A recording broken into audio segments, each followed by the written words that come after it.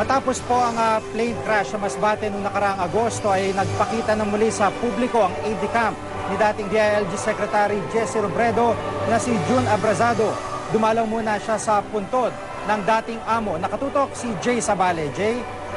Jiggy, pasado las 2 ng hapon bumisita ang pamilya Abrazado sa puntod ng yumaong DILG Secretary Jesse Robredo. Nagdasal sila tapos umalis na rin. Sa panayam ko kay June, mas maganda na raw ang nararamdaman niya ngayon kumpara sa noon. Sinubukan daw niyang mag-basketball ngunit di raw niya kayang tumira ng bola dahil masakit pa ang kanyang kamay. Tanging exercise niya lamang ngayon ay jogging.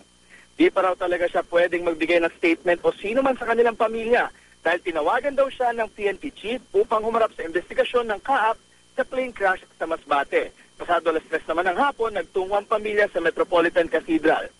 Bagaman naghilom na ang mga sugat sa braso ni June na nakuha mula sa plane crash, may mga peklat pa rin sa kanyang paa. At kanina nga, sumabay siya sa fluvial parade, mag-alas 3 yata ng hapon yun, at sumakay siya sa rubber boat kasama ang isa nating correspondent. At ngayon nga, pasado alas 6 ng gabi ay dumating na sa Basilica Minore ang fluvial parade. Gigi? Maraming salamat, Jay Sabale.